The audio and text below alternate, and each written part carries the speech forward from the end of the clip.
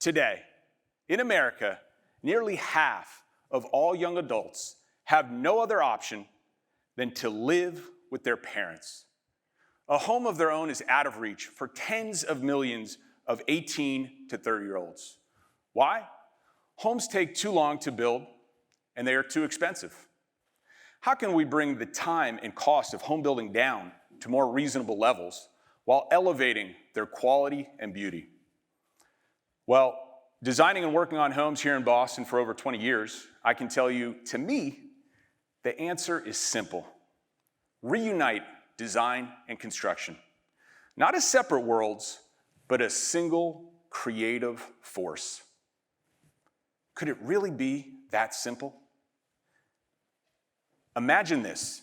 You are in a world-renowned restaurant, but instead of it being organized under the control of one chef, as you would expect, there are two independent teams you must deal with to get the food you came for. That's right, the chef has been divided into two specialists, a food designer who's only allowed to write the recipes for the food, and a food preparer who's only allowed to cook and serve the meal. To get your meal, you will need to negotiate with two separate waiters and hire and pay the bill for two separate teams, one for food design and one for food preparation. Imagine further that food designers were never required to cook a thing in their life. In fact, trained that they did not need to, as recipe writing had always been elevated and separated from the mess of cooking.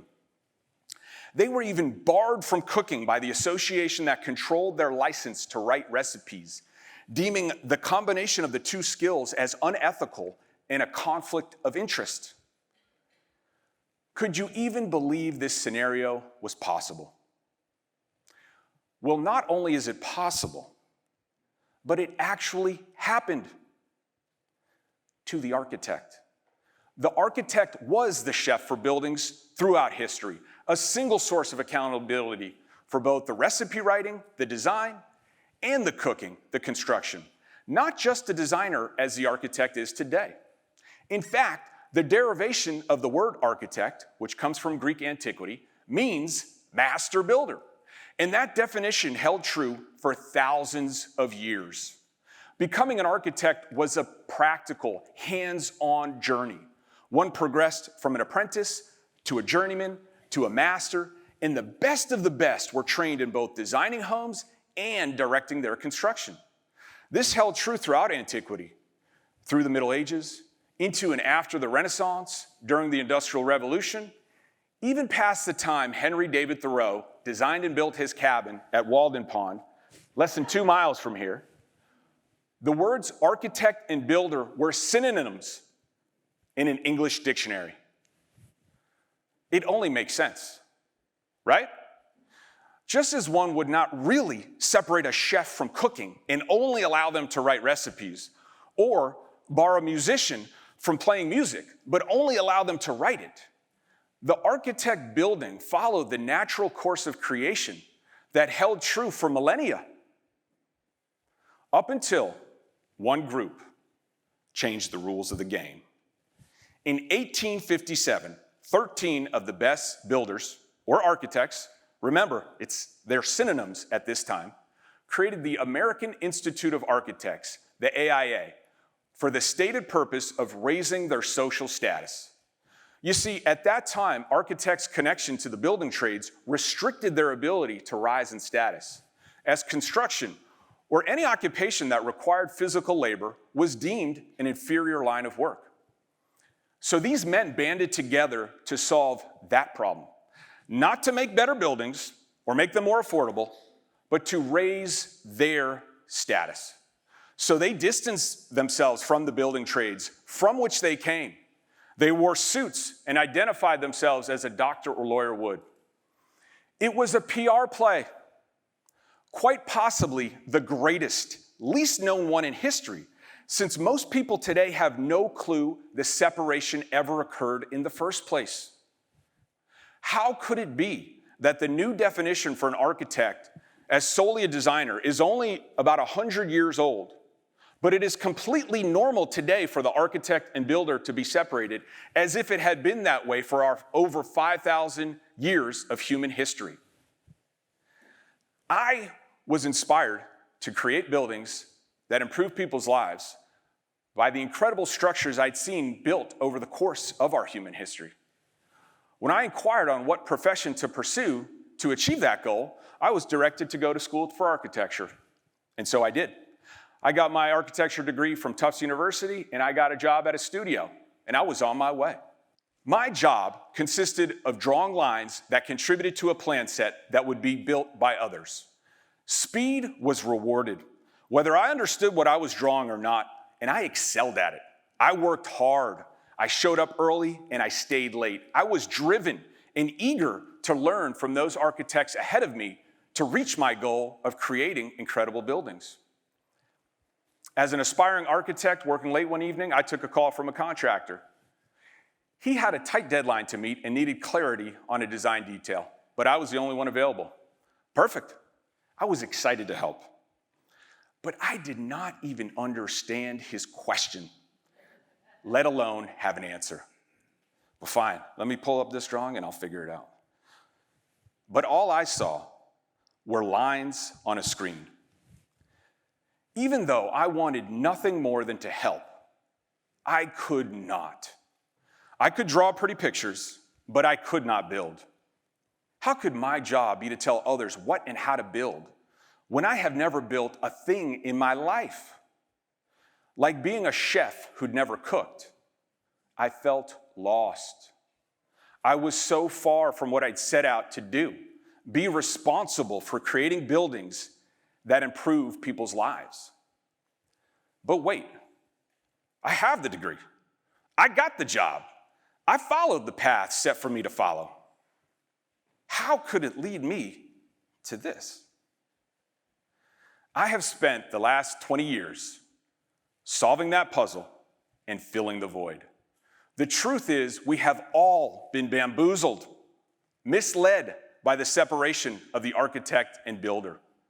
The AIA founders were successful in their ploy to raise their status. Architects, by survey, are considered a prestigious profession, along with doctors and lawyers. To achieve this, the AIA founders' first target was to get the training for an architect switched from an apprenticeship system in the field to a university curriculum in the classroom, starting with the most prestigious one they could find, MIT. That was the death blow to the architect being a single source of accountability. As that training spread, after several generations of theoretical training only, far from the construction site and devoid of the practical know-how of building, the architect ceased being able to build their own designs. I was a direct outcome of that education. The direct opposite of the masters whose footsteps I had aspired to follow. And part of the miseducation included indoctrinating us that this is always how it had been. Those universities now grooming the next generations like myself published books that rewrote history to make it appear as if the architect and builder had always been separated. A gross and deliberate lie we are correcting starting now. Education has been the problem, but it is also the solution. Architecture education needs to shift back to the principles proven over millennia, as opposed to the whims of the current practice put in place for the wrong reasons. But the institutions will not change from within. Too much is built on it. You, the consumer, the user of buildings, must demand a change back to the natural and integrated approach of creation. But wait, am I just overreacting? I mean, everything would be totally fine if nothing really changed at all, right?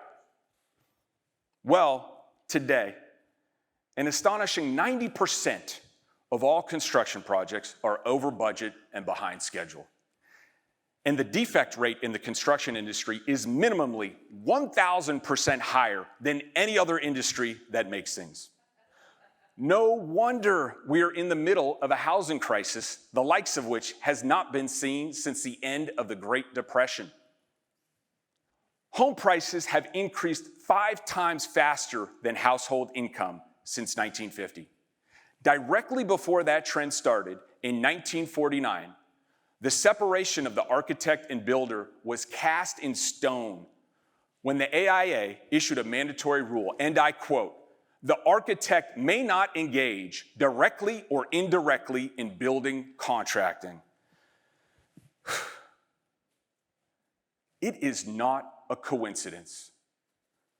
The separation is the source of the issue, of all the issues that plague this industry.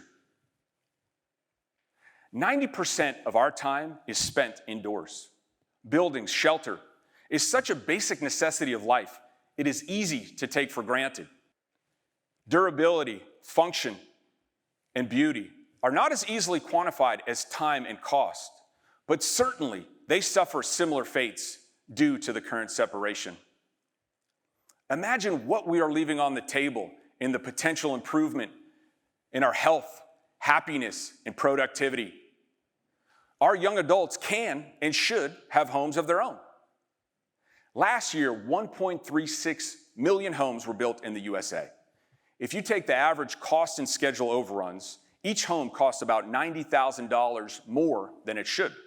If you do the math, that means that we overpaid as a society by well over $100 billion in 1 year. Enough to remove the housing crisis in short order. The real question is, how quickly can we raise society's consciousness on this topic to demand and enact change? We must reconnect the worlds of the architect and builder as one again, following the natural course of creation. Please help me by blowing the lid off this concealed and underlying problem to ignite real progress forward.